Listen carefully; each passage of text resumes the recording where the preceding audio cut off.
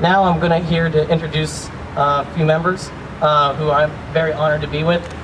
They are part of Sacramento for Obama, and they will be reading reenactment of President Barack Obama's October 2nd, 2002 speech opposing the war in Iraq.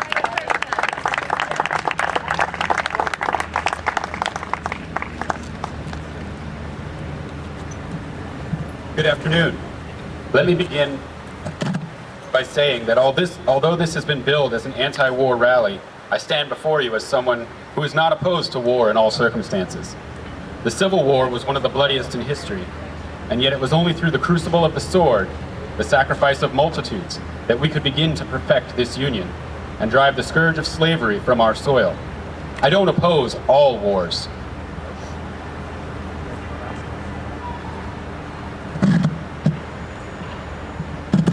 My grandfather signed up for a war the day after Pearl Harbor was bombed, fought in Patton's army. He saw the dead and dying across the fields of Europe. He heard the stories of fellow troops who first entered Auschwitz and Treblinka. He fought in the name of a larger freedom, part of that arsenal of democracy that triumphed over evil, and he did not fight in vain. I don't oppose all wars.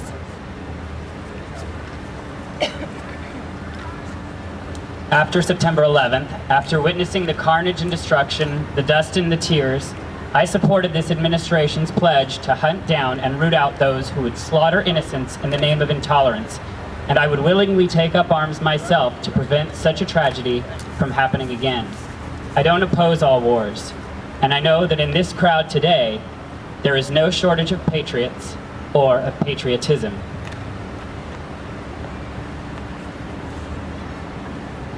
What I am opposed to is a dumb war. What I am opposed to is a rash war. What I am opposed to is the cynical attempt by Richard Pearl and Paul Wolfowitz and other armchair weekend warriors of this administration to shove their own ideological agendas down our throats, irrespective of the cost in lives lost and of the hardships borne.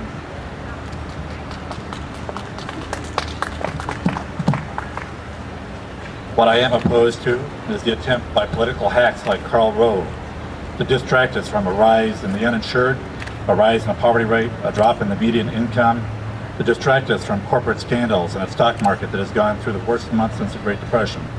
That's what I'm opposed to, a dumb war, a rash war.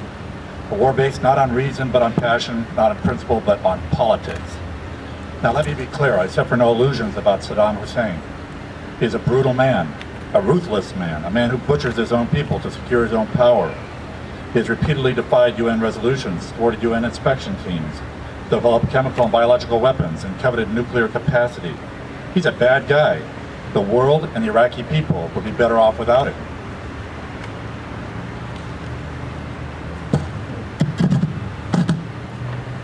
But I also know that Saddam poses no imminent and direct threat to the United States or to his neighbors, that the Iraqi economy is in shambles, that the Iraqi military, a fraction of its former strength, and that in concert with the international community, he can be contained until, in the way of all petty dictators, he falls away into the dustbin of history.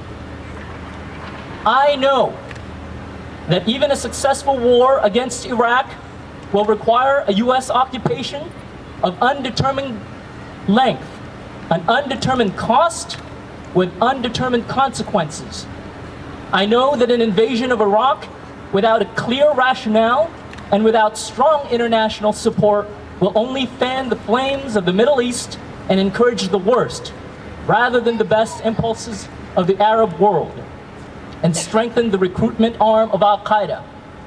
I am not opposed to all wars. I'm opposed to dumb wars. So for those of us who seek a more just and secure world for our children, let us send a clear message to the President today. You want to fight President Bush? Let's finish the fight with bin Laden and Al-Qaeda through effective, coordinated intelligence and a shutting down of the financial networks that support terrorism and a homeland security program that involves more than color-coded warnings.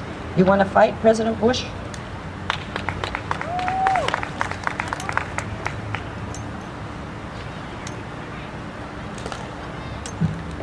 Let's fight to make sure that the UN inspectors can do their work, and that we vigorously enforce a non-proliferation treaty, and that former enemies and current allies like Russia safeguard and ultimately eliminate their stores of their nuclear material, and that nations like Pakistan and India never use the terrible weapons already in their possessions, and that arms merchants in our own country stop feeding the countless wars that rage across the globe. Do you want to fight, Mr. Bush?